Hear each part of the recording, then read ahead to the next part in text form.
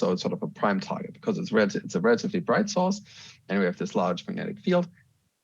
So if you want to search for photon axion oscillations in astrophysical magnetic fields, this is one of the first sources that comes to mind. And in this spectrum, what we assumed here was a flaring spectrum that has been observed by another Air-Cherenkov telescope by Veritas. And we assumed here an observation time of 10 hours. And then ALP with, in this plot, an ALP with a mass of 30 nanoelectron volts, this coupling. And here you see that it fits with and without axion-like particles for one particular realization of the magnetic field. And I told you, right, that the magnetic fields and clusters are turbulent, so we have to simulate many random realizations of this magnetic field. And this is essentially what we want to do today in this hands-on session. And if I understood correctly, not every one of you has a laptop. So let's see how we do this. But I'll hope you can still follow along. You can definitely follow along if you have a Google account, because we can all do this online, and I'll show you how in a second. But if you neither have a laptop with you nor a Google account, then I invite you just to download the notebook that we'll go through in a second later when you're back home. And then you can take a look at the notebook and go through the steps. And I think many of the things that I'm going to show you today are anyway interesting if you want to do a point source analysis with gamma pi. Okay, so you, even if you say, okay, I don't care about axion-like particles that don't exist anyway, that's fine. I think you'll learn some interesting things along the way too. Okay, so what are the goals for today? So first, I want to tell you a little bit about basic understanding of a so-called on-off analysis. And I believe you heard a little bit about this already by Franz, but maybe it's good to have a repetition. And maybe I'm wrong and you did talk about this, so then you get about it now. We will simulate photon-ALP conversion probability for the Perseus cluster and magnetic field. We will simulate a CTA observation with a flaring spectrum without including any axion-like, okay, Franz, thank you, without having, without axion-like particles. And then we fit the simulation with a model that includes ALPs. And then we see if this fit is preferred or if it's probably not preferred because we know what we put in. And then we can see, okay, could we actually rule out axion-like particles and talk a little bit about the nitty-gritty details about, you know, log likelihood ratio tests. Okay, so we also cover a little bit of statistics. Okay, so we will work with this notebook. This is the short URL. I also posted it in the Zoom chat window. So if you're following online, you can just click on the link. For all the others, for those of you who have laptops in front of you, you just have to copy this address. So I'll leave it up for a second. So it's bit.ly/3 capital T, capital N, capital U, small y, and then capital A, capital I. Okay. So type this into your browser, and I'll give you a second to do so. But maybe I can already minimize this window. And this should take you to a Google Colab notebook. Okay. All right. So I'll switch screens now. I hope you've done it already, or if you just want to follow along what I'm doing here, that's also fine. Okay. So let me switch. So what you should see is this. And I hope you see it. And I don't see you. So I can't even say if, you know, I see nodding heads or people shaking their heads because they don't get it or they're completely wrong. So if it doesn't work, then I don't know, maybe grab a microphone and tell me.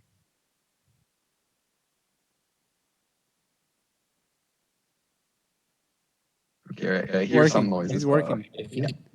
Working. Yeah, we enter. Yeah. Okay, very good. It is better to have the white color behind, not the black one. I think it is better to see on screen at least. Oh, okay, that could be. This is my system theme, so. Probably it is not if it is to an issue, but. Yeah, okay, let me see if I can switch. Show hide, okay. Sorry, I don't know how to change this now quickly. Oh, no, sorry. No problem. Okay. Because, I see it in white and that is better on white, but okay. Okay, all right, okay.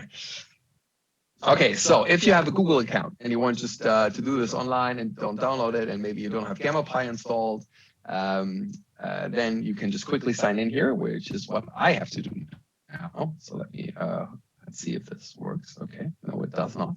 Maybe it does. Okay, it's very slow. Sorry. Oh my God, it's really slow. Ah. Okay, maybe I should have done it before you. Okay, so you sign in with your standard Google account. And then you can actually run this notebook online. Okay, sorry. Okay,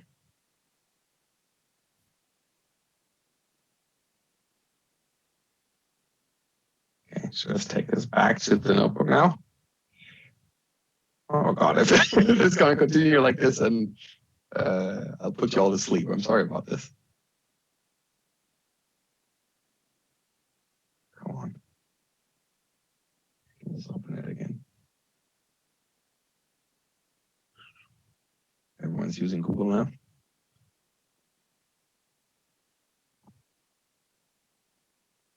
Yeah, this is really slow. Okay, so this has worked. Okay, both worked. Okay.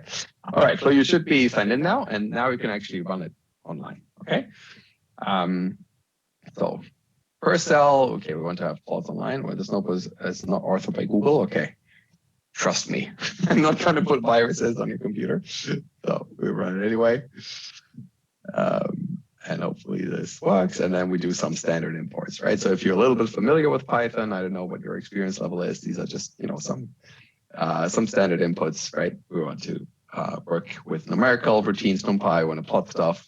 We want to plot it a little bit fancy, and then we need some constants, and we also need an integration routine later. Okay, so we just import this, and then we can actually get started. Okay, so what you will need, if you download this notebook on your own machine, then you will have to have GammaPy installed, preferably version 1.01, which was released just a couple of weeks ago, which fixes some issues, and especially want to compute flux points later, and this was very low in version 1.0, and this has been fixed now. And then you need an installed version of ALPs, which is the code that I have written to compute these oscillation probabilities. And you can find the documentation here. We'll do this all in the notebook later as well. Yeah, just if you download it yourself, you maybe want to follow the official instructions and set up your own conda environment and things like that. And you need to have the CTA IRFs downloaded somewhere. You can find them here. But we'll do this all in the notebook here. Okay, so if you're running this online, you don't have to worry about this. I think then Franz went through some of these basic tutorials in GammaPy. So I'm essentially building on that. Okay, so we will follow some of the steps later when we do the CTA simulations that are very similar to this. And then there's also a tutorial how to do the photon ALP conversion probability simulation. This essentially follows a tutorial from the Gamma ALPs documentation. Okay, so the first part then is just installing GammaPy, getting the CTA IRF, and installing Gamma ALPs. So I'll just run those now, and then I'll switch back to the slides, because then I want to go through some on-off analysis with you.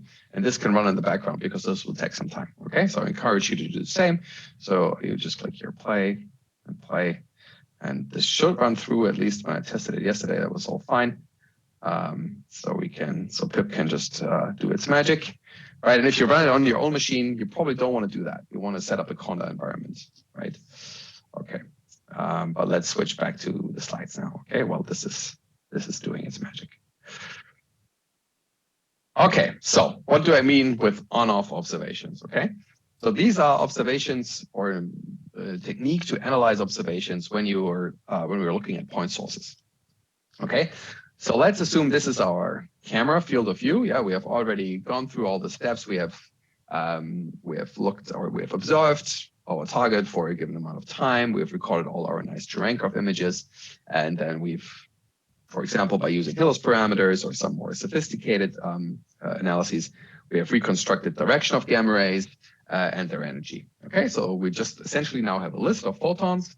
We already done our gamma hadron separation. We've done that as well. So we have a list of photon candidates now, their energy and their arrival direction. Okay, so we can then put this in a sort of two-dimensional plot where we have our camera field of view, and here we have, for example, declination, right, ascension. Okay, so our camera points to some position in the sky, and usually this is called the pointing position. And usually this is a little bit offset from the source, and I'll tell you in a second why. Okay, so the source of interest is here, and then we have a little offset here. Often this is an offset of like half a degree or so. And these observations are called, or usually they're called wobble mode observations, because we wobble with our observations, we wobble around the source position. Okay, so then we have something that is called an on region. So essentially we draw a circle around our source and then collect all the photons that have arrived within this on region. Okay, and all the photons that have arrived there are, of course, the photons that come from our source, and photons or photon-like events that come from the background. So what could the background be? Could be diffuse gamma rays, but probably mostly it's just misidentified cosmic rays. So our gamma hadron separation is not perfect. So some of the background events will look like gamma rays, but they're actually background. Okay. So the question now is, okay, how do we extract our signal counts from this? And the way to do this is to extract counts from so-called off regions. Okay, they have usually the same size as our on region and have the same offset from the camera center as our on region. And the reason being that the acceptance of the camera, essentially how sensitive the camera is, or the camera is not equally sensitive throughout the field of view. It's most sensitive in the center, and then the sensitivity goes down as you go further away. So in order not to bias yourself, right, if you would put an off region here in the center, where we have much more sensitivity, that would not be fair towards the on region. That we probably subtract, what we'll do in a second, too much background, right? So we take off regions that are the same offset as our on region. And this also explains you now why we're not pointing right onto the source, right? Because in this way, it would be very hard to estimate our background. Okay, so we have our off regions here. And the background should be isotropic. So we should expect the same number of background counts times this alpha factor, which is essentially just the ratio between, in the simplest terms, solid angle of the on region and the off region. So in our case now, we have one on region, and we have 5 off regions, 1, 2, 3, 4, 5. So this ratio is just 0.2. So if we divide here, it's just 5 times the background counts. That's what we expect. And then we can calculate the excess. Just take the difference between on region or on counts minus our off counts. Okay. And in the best of worlds, this should get rid of the background here. And it's nice to have more of these off regions, because then we just get more statistics in the end. Okay, so this is the basic idea, how you extract the background. Okay.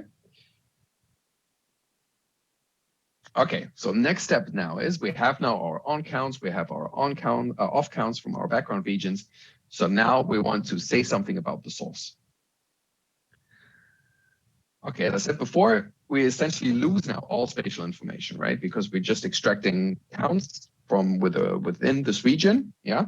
But within this region, we don't have any spatial information anymore. So if we're dealing with an extended source, for example, Gabriel was talking yesterday about the galactic center and dark matter analysis, and actually has done an on-off analysis there, but only for these cusp dark matter profiles, right? So if you have really an extended source, then this becomes very problematic. Okay. So now we want to find the model for our point source, our blazar now, that describes the data best. And for this, we consider Poisson probability, because our experiment is essentially a counting experiment. We are counting photons. Okay, so this should follow Poisson probability. Okay, so I hope that all of you have seen Poisson probability. So this is the probability to observe and count given prediction of our counts of lambda. Yeah, this is Poisson probability. Okay. So for the on-off observations, we have to consider 2 probabilities now, to observe our on counts and to observe at the same time our off counts. So it's a product of 2 Poisson probabilities. And I already write this down as a likelihood function here. So given expected number of counts from our source, mu, expected background counts, B, and our alpha factor. So the ratio between the acceptance between on and off region, we can write this in this way. Okay, so for the on region, we have prediction is the signal plus the background. And this goes in here, right? Compared to this formula up here. I can actually highlight my cursor again. And then for the off counts, we have this, right? Beta over alpha, beta over alpha. So this is just the product of two Poisson probabilities. Okay, so I just written it down here. Mu, predicted number of counts for the signal, and B, predicted number of counts for the background. Okay, so this is important. And what we do now is we want to find the best estimates for mu and B. And we find this by maximizing the likelihood, or equivalently, we can also maximize the log of the likelihood, which makes things much more easy. So first, log of the likelihood. So this is just this expression plus some constants, right? This factorial, these factorials, we just drop them because we don't need them anyway. Okay, so now we take the derivative. Okay, first let's circle this in. This is important. Okay, and then find the maxima by computing these two derivatives and setting them equal to 0. And then you find the maximum likelihood estimates, MLEs. It's just for the signal. It's not surprising. This is just the excess we had on the other slide. And for B, for the background, you find this estimate. Okay, simple. Yeah, this is a little exercise I invite you to do. Just sit down with pen and paper, calculate these derivatives, and see that this is actually true. Okay, so now we know what the best estimate for our signal and our background is, but that doesn't really tell us anything about the source yet, right? Because what you've seen before and in many other lectures of the school is that, for example, our Blazar spectrum is a power law, right? And this does not enter here yet. This comes now in the next step. How we actually connect the model to our predicted number of counts. Okay, first let's circle this in. Okay, but before we come to that, sorry, there's one point I wanted to make. If you want to compute now, what is the significance of a source? So how significant has a source been detected, right? So imagine someone gives you a new source, or you think, oh, this source would be very interesting to look at, and nobody has ever looked at it. So you point your telescope for a certain amount of time. Now you want to say, okay, I've seen some excess counts here, but how significant is this excess? So then you have to do an hypothesis test. Your null hypothesis is that there's no source, so that mu is equal to 0. And then the alternative hypothesis is there is actually a source, so mu is not 0, it's actually greater than 0. To do this hypothesis test, what we usually do in frequency statistics is a log likelihood ratio test. So we just take the log of these two likelihoods, right? Where mu is equal to 0. And then another hypothesis where mu is not equal to 0. Okay, so this is also important.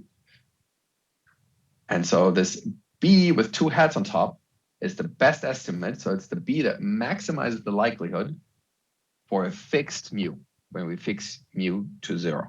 Okay, this is a conditional maximum likelihood estimate.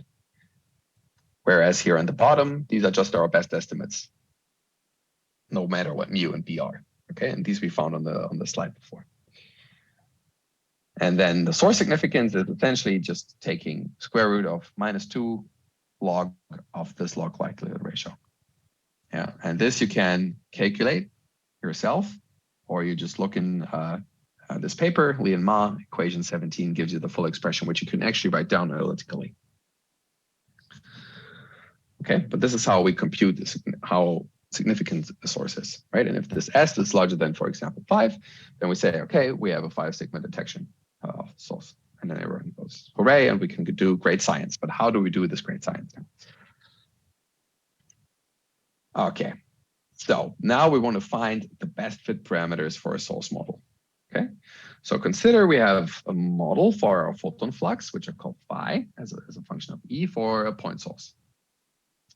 So for example, for a simple power law, this would look like this, right? We have a normalization, we have some normalization energy, and we have a photon index. And the parameters I denote by this theta vector are now the parameters of our model, normalization, this energy, and the photon index. So now we have to connect this model with a prediction for the number of counts we should observe in our telescope. Okay, and we'll do this within some energy bin. Okay, and within some energy range, we want to predict now how many photons we should see from the source given our model. And for this, we need, of course, to know something about our detector. And the detector knowledge is encoded in what we call the instrumental response function, which I call R. And then the predicted number of counts will depend on our model parameters. So here's our model, our flux model. Yeah. Now I've written it in a more complete form. So it depends on energy, it depends on the parameters. And if the source is extended, it might also depend on the direction of the gamma ray sky. And this we have to multiply now with our instrumental response, and I'll come to the details in a second. And this depends on the reconstructed energy, which I call E prime, and the reconstructed energy P prime, the reconstructed direction P prime. Right, so we have a gamma ray that comes with some true energy and some true direction, but will not reconstruct this true direction and the true energy perfectly. There will be some bias or some smearing. Yeah, this is encoded in this instrumental response function. And then we integrate over a P range, we integrate over solid angle, we integrate over the true energy. So it's essentially a convolution. And then we integrate over energy range of reconstructed energy and multiply everything with our observation time. And with this, we end up with the predicted number of counts for our source model. Okay, so just some more details about the instrumental response function. Let's circle this in. And the assumption that we usually make is that we can factorize our instrumental response function into these three parts here.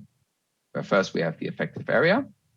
This is here in blue. It's the size of the telescope, or essentially the size of the area that we can instrument. And Ulysses was just showing in his talk how the three different types of telescopes nicely add up in CTA. So the effective area is a function of energy, and for example, the LSTs go to lower energies, and the SSTs go to very high energies. Then we have the point spread function, which is this green part here. Depends on the energy and on the true and reconstructed directions. So it's essentially a probability density function to reconstruct a gamma ray coming from the direction P prime, given the true direction. Okay, so this is some probability. And then we have also energy dispersion, which is also a probability density function. And it gives us the probability to reconstruct a gamma ray with energy E prime, given its true energy. Okay, so with this, we can then actually connect our source model to the predicted number of counts. And the best fit parameters are then found by maximizing the likelihood. Now we're not maximizing just for mu, we're maximizing for all our parameters in our theta vector. And this you can usually not do analytically. So you have to resort to numerical tools to do this.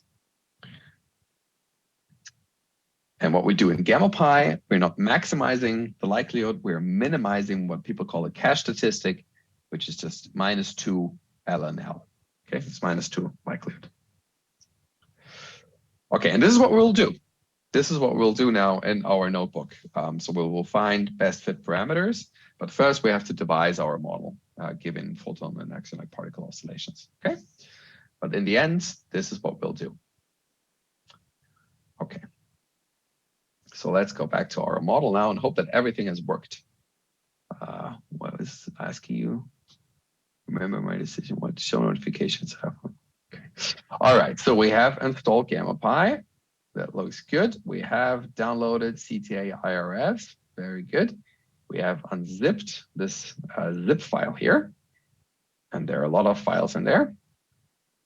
So, and then you can look at the contents. And there are just the instrumental response functions that I was just telling you about for different configurations. So for the northern array and for the southern array, for subarrays, and for different zenith angles, because the IRFs depend on where you point in the sky. Okay, so we will work with CTA North because the source culminates nicely in the north. And we will take the 20 degrees zenith observations. And we will, so we have to untar this file here. And these are the files that are extracted. So they come for different observation lengths. And we will use, in the end, we will use this one here, the second one. So as the name tells you, 20 degree zenith angle observations, average adds alt. So also the response depends if where you point in the sky, your telescope, because the geomagnetic field, the magnetic field of the Earth is slightly different, or it depends on the direction where you point. So we'll just take an average azimuth here, and we'll take the array that consists of 4 LSTs and 9 MSTs, and we will assume an observation time of 5 hours. Okay, so this is the correct IRF to pick for this. Okay, so this is done, very nice. And then we also install gamma ALPs, and this also worked. Okay, good. So now we can actually get started. So let's do that. So first we want to calculate photon survival probabilities from the Perseus cluster, and we will essentially follow the Fermi analysis, which was presented in this paper here. Okay, so first we need to do some imports of gamma ALPs, and I'll tell you about that in a second. And so what we need are some objects that we need to initialize. And first is sort of an ALP object. Okay, so this is a container that stores just the mass and the coupling. So this is what we'll do here. And the mass is always in gamma ALPs is in units of nanoelectron volts. And the coupling is in units of 10 to the minus 11 inverse GeV. Okay, so we do that. And then we need to get the source. Okay, so we want to look at NGC 1275, and we need its redshift and coordinates. Okay, maybe you don't know all of this by heart. I definitely don't.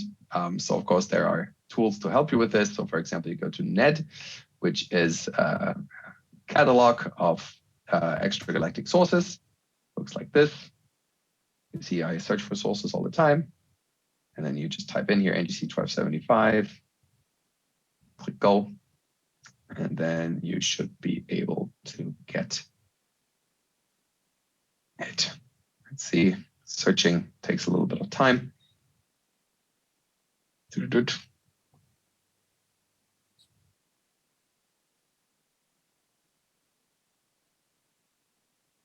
Search in progress. It is there, I promise. Here we go. Okay, and then you get a lot of information about the source. And what is relevant for us are the coordinates that are listed here in this coordinates tab. Also nicely in degrees if this is more of your liking, and also redshifts. And the cosmological redshift is up here. Okay, the preferred redshift. All right, so you can copy all these numbers over and you plug them in here. Okay, so let's run this. And then you can see you can easily access then everything that was stored in this container. So we call this NGC 1275, and then NGC 1275.z.ra.dec gives you the coordinates, or if you want to have the coordinates in galactic coordinates, then this is galactic longitude and this is galactic latitude. Okay, so now we have an axion-like particle and we have our source. Okay, now we have to decide over which energy we want to calculate the photon oscillation probability. And I choose here now a log spacing for the energies. So I start with 10 to the 1.5 GeV. So this is 31 GeV, and we go all the way up to 31 TeV, and we take 150 steps. Okay, we need a pretty dense sampling here because we get very narrow oscillations. Okay, but the more energies you pick here, the longer the simulations will take. Okay, let's do this. This is fast. And then now we have to decide what is our initial photon polarization. Okay, so remember when we were talking about the mixing equations this morning or this afternoon, the photon can come in two polarization states depending on the external magnetic field. Okay, so this is essentially an initial polarization matrix which is a 3x3 matrix. We are only interested in the diagonal entries here, and these are the two polarization states for the photon, and this is the polarization state for the axion. So we essentially start with an unpolarized beam. We have 50-50 polarization and no polarization for axion-like particles. And the diagonal has to sum to 1. Okay, let's do this, or maybe we just look at how this polarization matrix looks. Okay, right, so it's a 3x3 matrix. We're just interested in the diagonal. Okay, and so the way gamma ALPs works now is that you have a list of modules. So essentially, this is a list of environments that our photon ALP beam goes through. Okay, and to initialize this, you need your ALP container, you need your source, you need the initial polarization, you need the energies over which you want to do this, and then you can actually also put a seed, a random seed. You also get some descriptions here, right?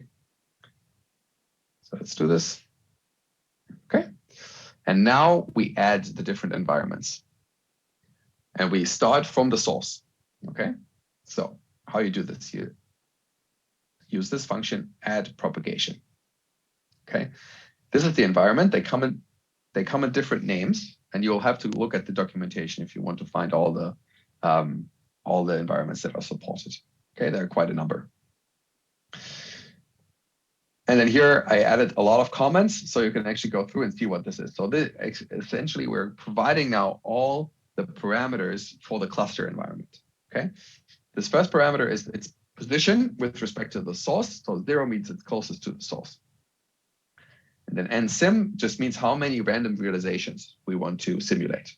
Okay. And then here is the RMS of the field, the root mean square. And then here are now parameters of the magnetic field, of the electron density, then how large we want the cluster to be. So we say it's 500 kiloparsecs. And these are then again parameter for the electron density. They're essentially taken from this paper here. Also, this is electron density, electron density, electron density.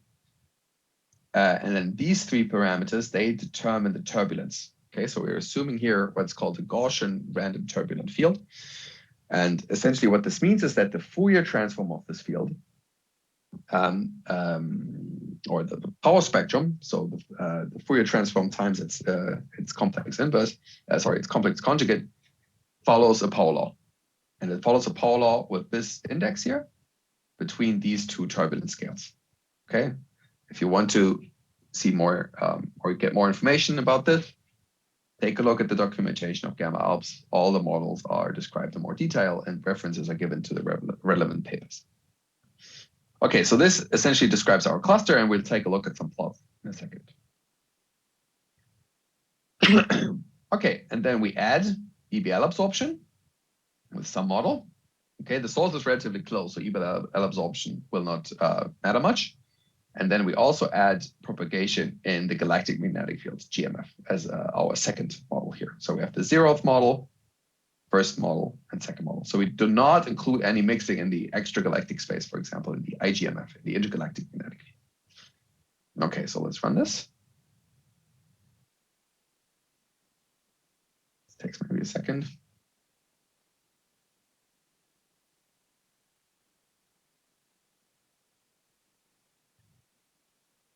And we can print all the modules that we have.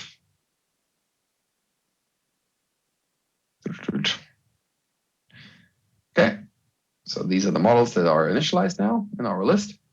So let's take a look at the shape. So if you want to access the magnetic field, this is how you would do it in the cluster. Yeah, so you can access this modules with the names or just with the indices. Yeah, so if I would put 0 here, you get the same. And what you see now is, okay, we have 100 random realizations, and then we consider 4,500 steps along the cluster. Okay, so this is a pretty dense sampling, which is essentially set by these turbulence scales. Okay, so that we can resolve the turbulences. Okay, so I've been talking a lot, so let's take a look at the magnetic field now. This is what is done in this cell. So here we go. So these are the two magnetic field components for the two photon polarization states, the initial ones, okay? And you see, okay, they oscillate actually quite a lot. This is given by the turbulence spectrum. And we start with sort of 10 microgauss as the root mean square. And this field is then decreasing with the electron density. And all the thin lines that I plot in the background now are different realizations. So we have 100 random realizations now. Okay, and then we can do the same for the galactic magnetic field, where we have only the coherent component. So for the two photon polarization states, this is the magnetic field. Okay, projected onto our photon polarization states. And this is actually, let me see. So this is, I think, so we're coming from outside our galaxy all the way to Earth. And I think this is the furthest out. Yeah, so Earth is here. And here's the furthest out. Okay, so we enter the galactic magnetic field. It's weak, and then it becomes stronger. And then we see here effect of spiral arms and things like that. And here's the electron density for the cluster. Okay, this is taken essentially from this model. Electron density for the galactic magnetic field is just taken to be constant at this time. Yeah, usually people use some codes to do this. This is, however, not implemented in gamma ALPs, so we just take it to constant, and it's so small. It's like 10 to the minus 3 cubic centimeters. So is the electron density roughly. So this will not really matter to us. Okay. So here now are just a little bit more information about the magnetic field in the galaxy cluster. And the one way to describe this magnetic field, right, which looks very, very complicated, is to calculate a coherence scale. So what is this coherence scale? So what you can think about, or how you can think of this magnetic field is, in the simplest case, it's sort of a cell-like model. Yeah, and in each cell, the magnetic field is constant, but then from cell to cell, it changes randomly its direction. Okay, so this is sort of the simplest model. This Gaussian random turbulent field also changes the length of these cells, but sort of the average length of a cell is given by this correlation, the coherence length, sorry. And here's just a little code snippet, if you're interested, for the experts, how you would calculate this coherence length. This you can do, and it's essentially calculated through this integral, where this C function here, sorry, the C function is a 2-point correlation function of the perpendicular component. Okay, and then you can integrate, and you have to integrate this function, and then you get the coherence length. Okay, and for our model, the coherence length is now something like 1 kiloparsec. Okay, so now all it is left to do is to actually calculate the conversion probability. So we can actually set the ALP parameters to be something different. We had 1 and 1 before. Let's take 30 and 0.5. And then in the end, we just calculate now the conversion probability to the two photon polarization states and to the axion polarization. Okay, so I'll run this and then I plot this. And since we're now having 150 energies, we're having 100 random realizations. And for the cluster, we have to propagate our photon ALP beam over 4,500 steps. This takes a little bit of time. So I'll just press play now and maybe ask, because then we are almost done with getting our ALP model, if there are questions so far. So let's do this. So questions.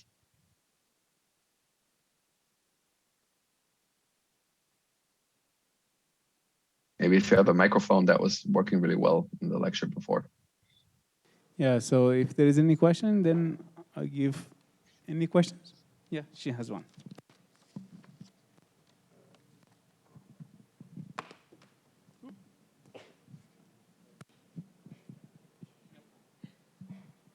Hi, Manuel. I just wanted to know what exactly is the cache statistic that we want to minimize in gamma pi. Yeah. Thank you. Yes. So what exactly is the cache statistic, right? If I got the question correctly. Yeah, that's right. So it's just this. It's the likelihood, right, that we defined up here. So the likelihood is just the product. Sorry, jumping back and forth. Where is it? So the log likelihood is just the product of the two Poisson probabilities for the on and the off region. Yeah. Then you take the log of this, and then you just multiply it with -2, and that's the cache statistic. Oh.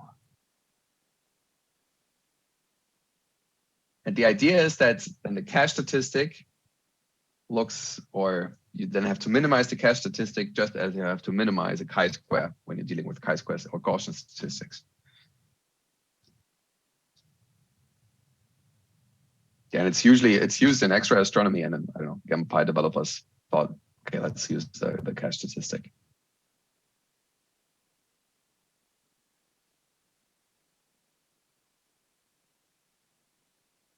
More questions?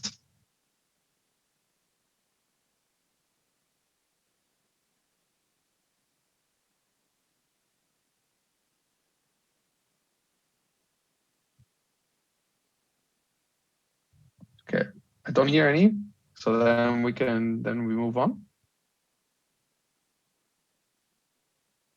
Okay, so this is done. It took 1 minute, 40 seconds. It's actually not too bad. Actually on my MacBook Pro, it takes only 30 seconds, okay?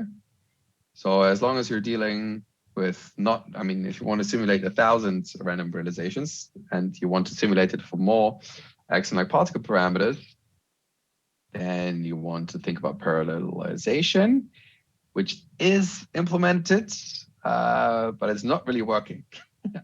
Something that is on my bucket list, but I don't know if I ever get to it. Okay. All right. So let's plot the output. So what we want to have now is the probability that we start with a photon, and we've set this in our initial polarization matrix, and we end up with a photon, no matter what the polarization state is. So that's why we add these px and py here. This is the total photon survival probability. So let's plot it as a function of energy. And here you go.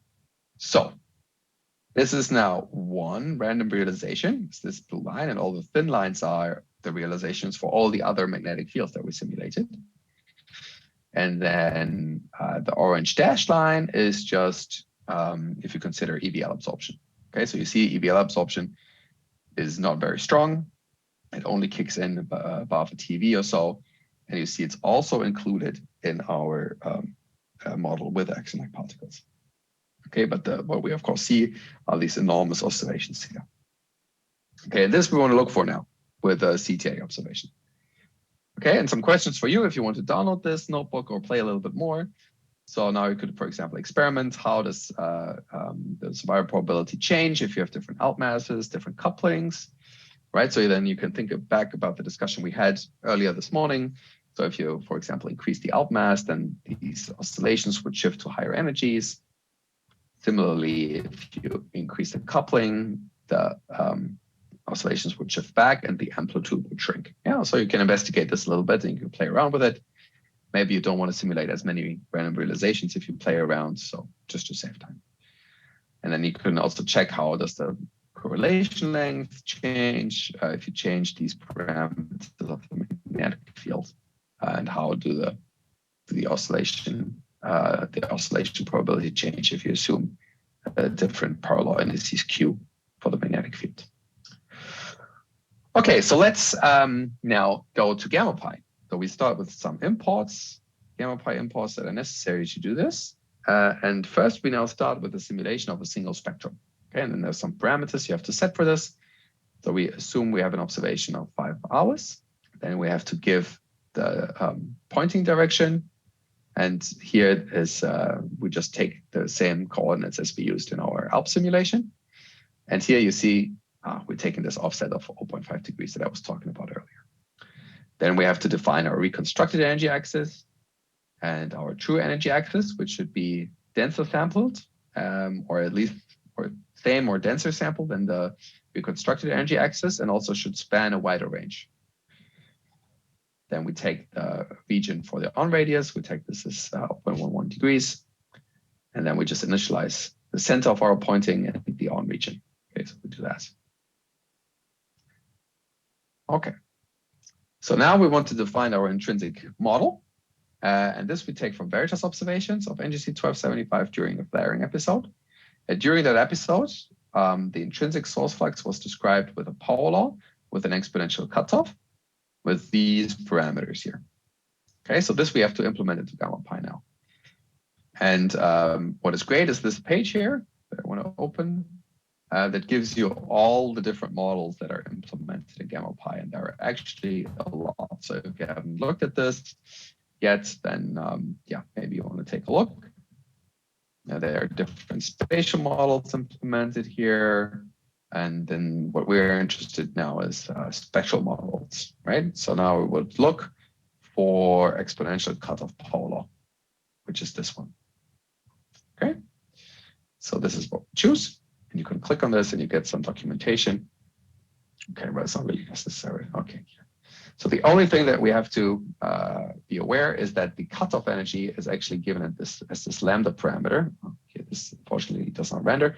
So this is the inverse of the cutoff energy. Okay, this is why it has units of TV to the power of -1.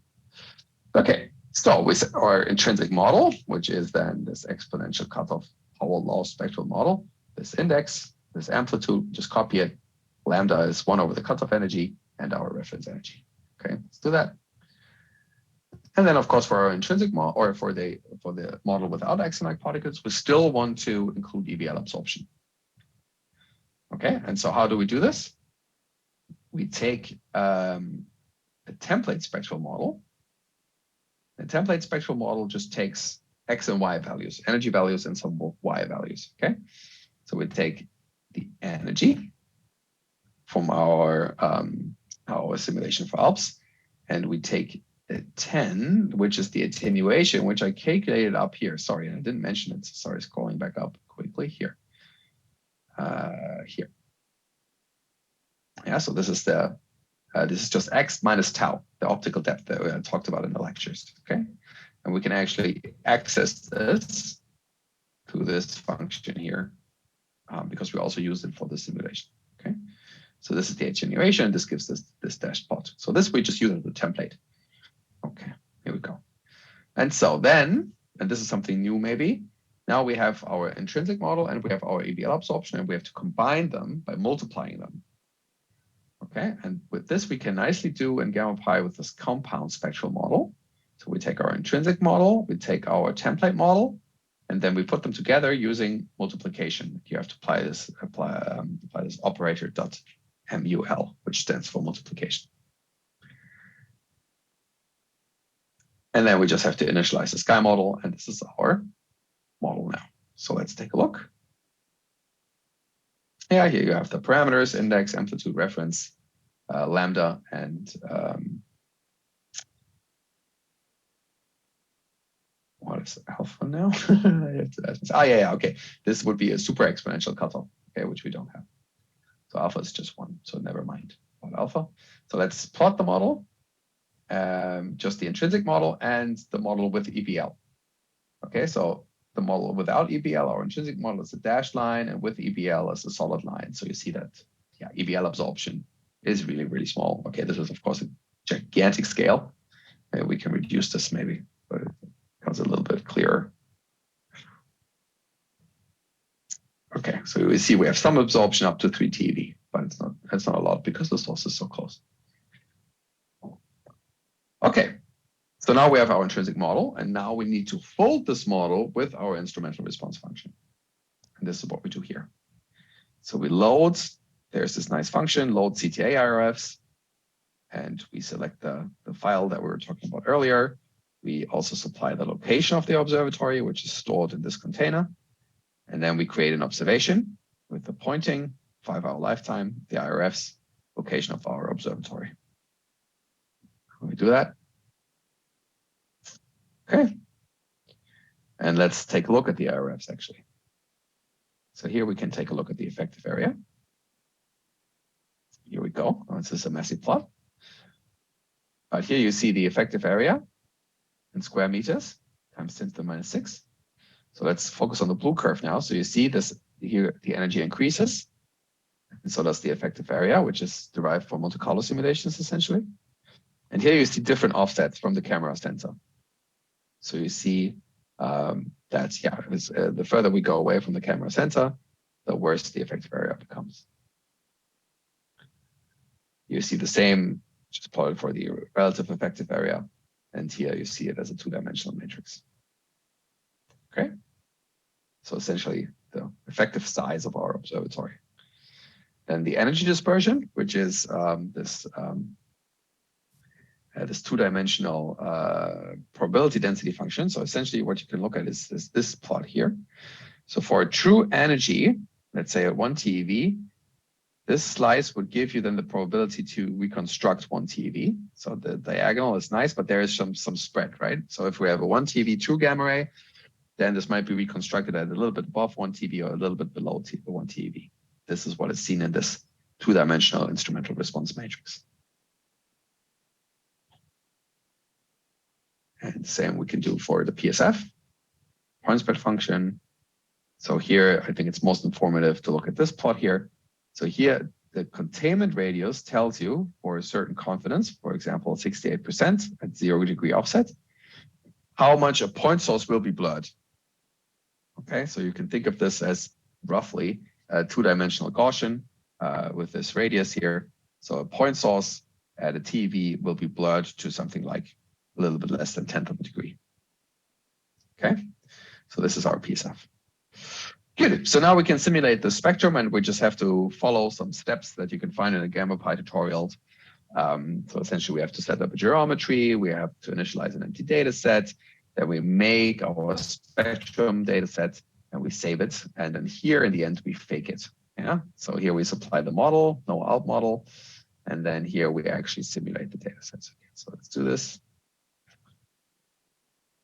And we get some information, yeah, cache statistics, the model that we have supplied, the exposure, predicted number of counts, total number of counts. So this is essentially, this fake command just draws now from the predicted number of counts, it draws random Poisson realizations. Take a look at the plot, that it's maybe more informative. So here's our exposure, energy dispersion matrix. Here are the counts that we're seeing. Counts. So we see the source is actually very bright because we're much brighter than the background here. Okay. And then from this, we just have to then initialize an on-off data set. So these are just some, GammaPy steps that you have to follow. But essentially, we get something that looks very similar to what we had before. Here we go. So these are our counts. This is our background counts from our 5 off regions now. I think I set it to 5. Let's see. Yeah. So we have 5 off regions here. That's what you give here. Yeah, 1 on region, 5 off regions.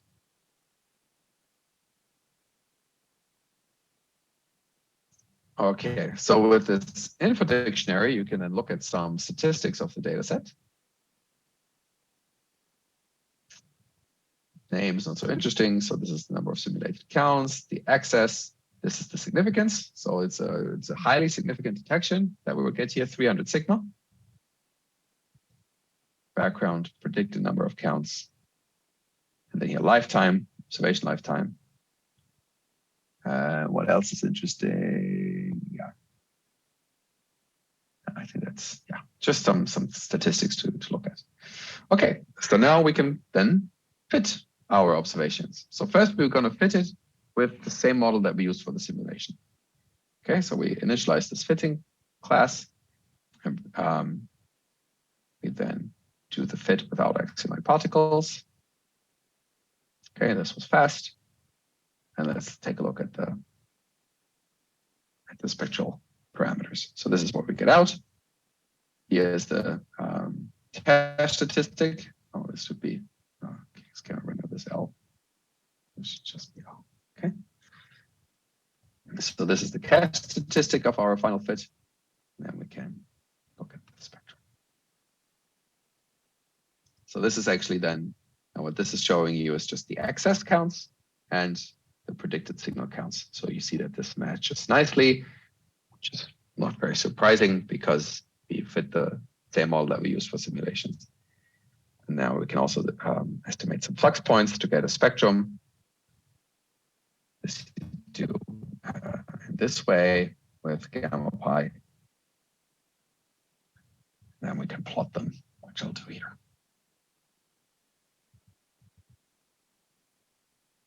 So here we go. So here's our reconstructed spectrum with the spectral points. So this looks nice. Okay, so now let's do a fit with axial-like particles. Okay, so what we then have to do is to define a second model where we feed in our photon-Savira probabilities for one random realization. Yeah, so again, we use this template spectral model and do again a compound spectral model. Yeah, so let's have a look. So here's now the dashed line is the intrinsic model. The solid line is with EVL absorption. Now this is what happens if you just multiply this with our oscillation probability.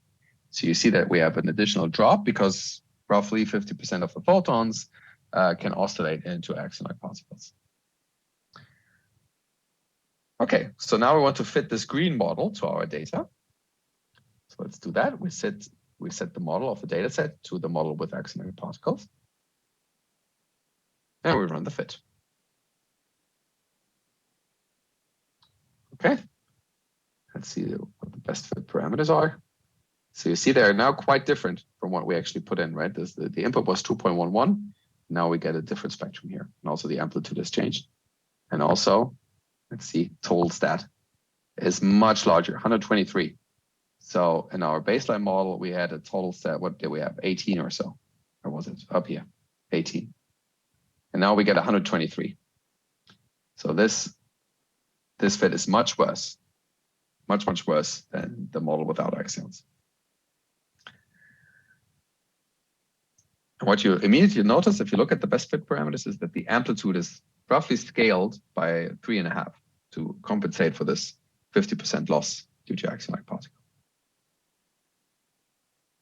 Okay, so for the second question, the answer is here. Let's plot everything. And you see this is now, the blue line is the best fit without axion-like particles, and the orange line is the fit with axion-like particles. So we definitely see that the fit has worked, but still it's not a great fit. And we have much higher residuals that I didn't plot here. Okay, so, and as a very last step now, what we want to do now is, this was for one magnetic field realization, okay? And for a different magnetic field realization, I mean, we can just do it, right? We could just say, okay, we don't want the first magnetic fields realization, but we want the 50th of our 100 that we simulated, okay? So we just change this to 50. And let's see, this will look different now, right? Okay, this looks different. And we set the model, fit it. Can look at the best fit parameters. They are different. What's the total stat now? Slightly better.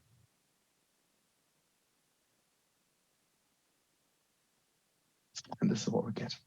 Okay. So now in the end, I want to calculate these delta C values. This is the fit with ALP minus the fit without ALP for all the magnetic field realizations. Okay, so I loop through my photon-Savira probabilities, and then in each step, I set up the model with the axion-like particles, set the model, and fit it, and save the total stat value. Okay, so let's do this.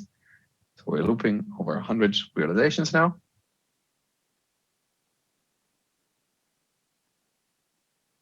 Takes, of course, some time because we have to perform 100 fits.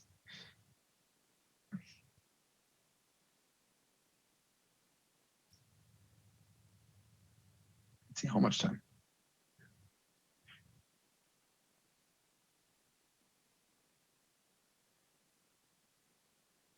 There we go, 30 seconds. Just converted it into a NumPy array, and now we can plot it, okay? So this is essentially now our log likelihood ratio test. Manuel, 15 more minutes, okay? Okay, so here we go. So if we're at 0 here, we would have a fit that is just as good as our no ALP fit, but we see that this histogram is shifted towards much higher values. And then usually what people do is that we take some quantile of this distribution, for example, the 5th quantile, and then we can compare this line, which is 26 now. So there are some realizations that don't give such a huge difference.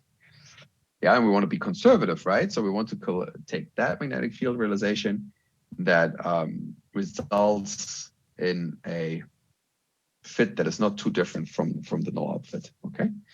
Or a magnetic field realization that fits the data best, so to say. And here we take this one here. Okay. So this is all I wanted to show you here, but I can talk a little bit more in the slides about actually selecting this and what we mean by now setting limits, because now, so what we would see now is, okay, for these ALP parameters, the fit with axon-like particles is not preferred. So the question now is, can we rule out these ALP parameters, and with what significance can we rule out these ALP parameters? And for this, we have to do, again, a log likelihood ratio test. So I can tell you a little bit more about this, but maybe we can first take some questions. I think I have like 15 minutes or so left, and we start a little bit later, but if everyone is already falling asleep and is not following anymore, then we can also call it a day. But first, let's see if there are questions. I know there's a lot of information here. Questions? It was good. It was good to see it running. Any questions?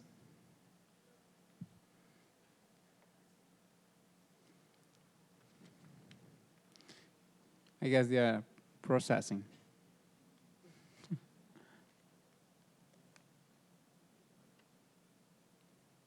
But there are several people here with their laptops open. Sorry, say that again. There are several people with their laptops running, open and running. Okay, very good. Okay, okay. So maybe Google Colab is faster than people's laptops. But I mean, there are different things you can try out now, right? So you can see, for example, what happens if you, for example, change the observation time. Let's say we have this flare, we can observe it for 10 hours. What happens if we change, for example, the intrinsic model to a power law? Or what happens if you change the ALP mass and the photon-ALP coupling, right? So in a full analysis, or what we did for the CTA analysis, this was essentially for one choice of parameters for mass and coupling. And now you want to scan a whole grid, right? So this would be sort of the next step, that you do this not only for these parameters, but you do this for a whole range of parameters for the axon. And for each of these steps, you have to then redo this calculation. And since it takes some time, especially if you want to test more realizations, then at some point you want to probably take this to some kind of batch farm cluster where you can run all of these calculations in parallel.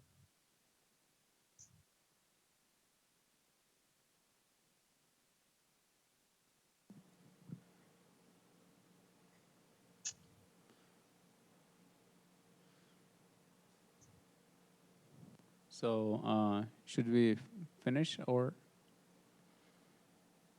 Yeah, we could do that. I mean, I don't know if people are interested, okay. You know, if you want to, if the idea, no, if you want to set, you know, confidence intervals, I have, I don't know, maybe 5-6 slides on that. If people are interested, I don't know, you can feel the room. So tonight we have conference dinner at 8, so. Just one question about, you said that the cache statistics just another way of calculating the likelihood. So the likelihood you're using to find the best parameters, right? But could it be a way of defining variability in sort of way? Because the Fermi-Lab paper about the 4FGL catalog, they do something similar. They estimate 2 times the log of the likelihood as a variability index. And I was just curious, like, which ways can we use that likelihood or something? I don't know if it was clear. Okay, so sorry, the sound quality is not great. The question was about interpolating the likelihood. I'm sorry, I didn't get it. Yeah, it's like, can the likelihood be used as a way to characterize variability as well, or only to fit parameters? In this case, I don't know. I think the microphone. Okay, I'm super sorry. I'm having a hard time. It's just the sound quality, which makes it hard for me. Maybe is that the microphone from the lectures? That was working really well. I don't know if you're using that already.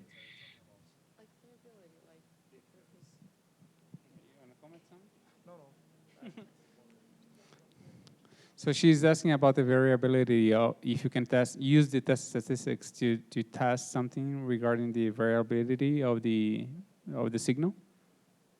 The variability of the signal. Is it? Yeah, that's what she Okay, asked. so I mean, Okay, so I mean, essentially, I mean, the likelihood will just tell you how well. Okay, so the likelihood will just give you a number, right? And it just tells you. I mean, it's just where is it? Here. Right. So I mean, it will just be a number from Poisson statistics. Yeah.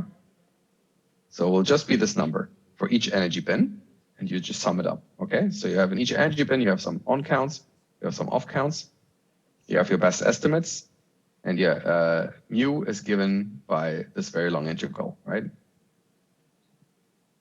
With these parameters. So essentially, it will just be a number for whatever model you put in. Okay. And we have considered now this phi, the flux model is either, or in our case, in this notebook, was a Power law with exponential cutoff, and Power law exponential cutoff times these ALP oscillations. And then what we change during the likelihood fit is just the normalization, the index, and in our case also this cutoff, the exponential cutoff. Okay, and this is done in such a way so that this likelihood is maximum. Okay. And we don't know if it's really the best likelihood that you can achieve, right? But it's just trying to give you the maximum, and then you have different hypotheses, and then you can essentially just take the differences between two likelihood values and see which hypothesis is preferred. This is the idea. I hope this is clear. And just to let everybody know, you're gonna provide these slides, right? So you're gonna have absolutely, yeah. So all slides you can look at this during the whole week will be on the website of the school. So even the backup slides, so you can go there and check it out. And then it's easy. Then you can go through the slides and watch the lectures again, and then absorb everything. Yeah, and I mean, if you have more questions on this, and sorry that it's just hard for me to understand right now the questions. Please feel free to send me an email. I'm very happy to answer specific questions or to answer questions about either the lectures or this hands-on session. Yeah, so if you sit down with this notebook maybe for yourself and you see that you have more questions that you don't understand what's going on here, really feel free just to shoot me a line. And I'll be happy to answer. All right. Further questions? Usually.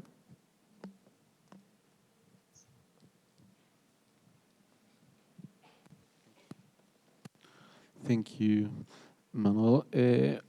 My question is so quickly is, can you give us or provide us some clues or hints to interpret the last graph? I mean, to solve the first equation, at the end of the notebook. Can you provide us some clues or hints to solve the first question, how to interpret the graph, the hints? Oh, okay, sorry. The first question down here, this one? Yes. Can you provide us some perfect. clues, please? Yes, yeah, I can give you some clues, definitely. Okay, so what do we see here, right? So the histogram, so each entry in this histogram corresponds to one magnetic field realization, right? So what we see is that there is, from the 100 realizations that we simulated, there are some that really give a fit that is much worse than our no ALP hypothesis, right? The no ALP hypothesis would be reached if we're at 0. If ALPs were preferred, if they would give you a better fit, this would mean that this number here is smaller than this number. So this difference would be negative. So we see that no realization, no magnetic field realization for the ALP parameters that we took give us a fit that is better than the no ALP hypothesis. Okay. But we see a spread here. We see a spread in the magnetic fields. So we see there are some realizations that give a fit that is close to the no ALP fit and some that is much worse. Right. So if we want to be conservative, right? So if we say, okay, we just take the magnetic field realization that gives us this high value, then we can probably rule out these ALP parameters. But this would, of course, not be the correct way, right? because we want to be conservative, right? We don't want to rule out ALPS parameters that are just ruled out because we picked a model that does not prefer ALPS, because we just picked a realization that is that results in this, right? So we need to pick field realization somewhere here that we compare in a hypothesis test with our null ALP hypothesis. This is sort of in this direction I wanted to push you with the first question here. Yeah, and if you internet connection is unstable parameters, you can see, okay, how does this histogram actually change? So if you take ALP parameters that give even stronger oscillations, then this whole histogram should change to higher values.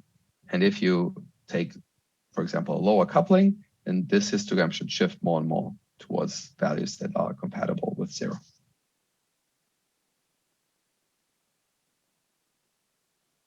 Other questions? No? So thank you, Manuel. Let's thank the speaker again. Thank you. Thank you. And as I said, let me know if you have further questions by email. So it's over 11 p.m. for him. So that's. Thank you so much for being with us. All right, so we're going to have a conference dinner at 8 p.m. Now you all know why I said that would be on me at Bovino's. So it's for those who are at the hotel, it's very close. We can go walking if it's now raining. So see you at 8 sharp, okay? All right, bye.